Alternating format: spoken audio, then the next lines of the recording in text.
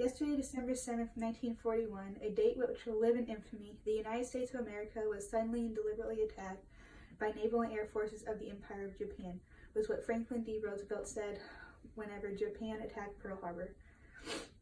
The war with Japan started when Japanese forces bombed Pearl Harbor. The war could have lasted much longer if it wasn't for President Franklin D. Roosevelt and Harry S. Truman's decisions with the Manhattan Project.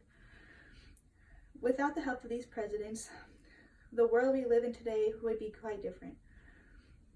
I want to learn more about the Manhattan Project, so through the Atomic Heritage Foundation, U.S. Department of Energy, History Channel website, and biographies, I found accurate and reliable information.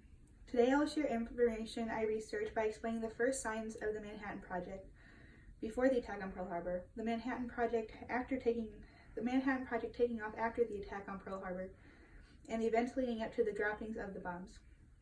First, let's examine how the Manhattan Project was developed. The start of the Manhattan Project actually began before Japan attacked Pearl Harbor. On October 11, 1939, a longtime friend of Roosevelt's, who was Alexander Sachs, met with Roosevelt to discuss a letter written to him by Albert Einstein and Leo Szilard. In this famous letter, Einstein informed Roosevelt of recent research involving fission chain reactions with uranium. Einstein made it known that this chain of reaction would produce large amounts of power, which could lead to the assembly of extremely powerful bombs. According to the U.S. Department of Energy, Einstein believed that German government was actively supporting research in this area and Einstein urged the United States to do likewise. After reading and discussing this letter, Roosevelt set up a committee called the Advisory Committee of Uranium. The U.S. government funded this research, with main focus being about radioactive isotopes, separation, and nuclear chain reactions. In 1941, the committee was renamed the Office of Scientific Research and Development.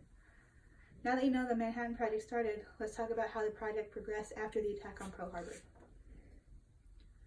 On December 7, 1941, Japanese fighters attacked Pearl Harbor, which brought the United States into World War II.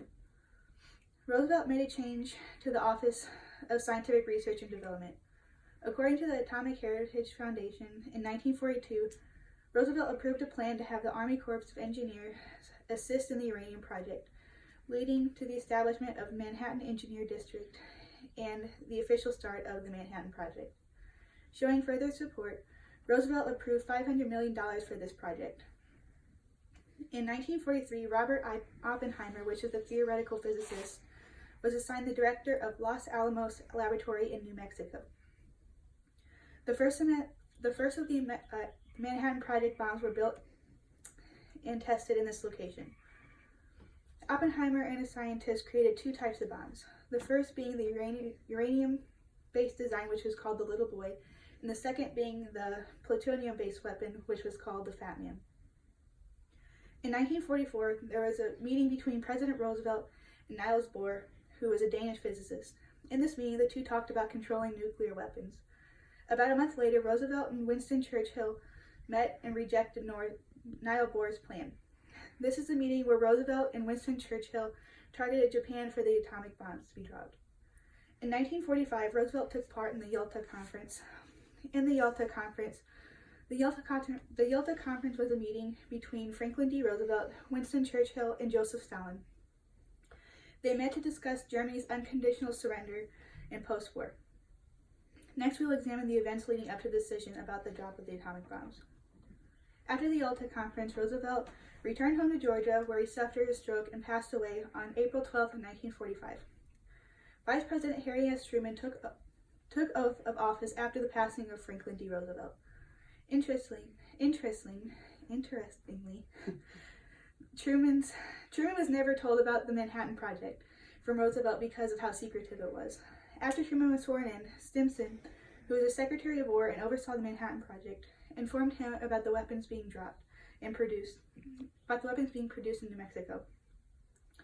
Truman attended the Potsdam Conference, which was the last meeting held by the Big Three in World War II. This is a meeting where the Big Three demanded unconditional surrender from Japan.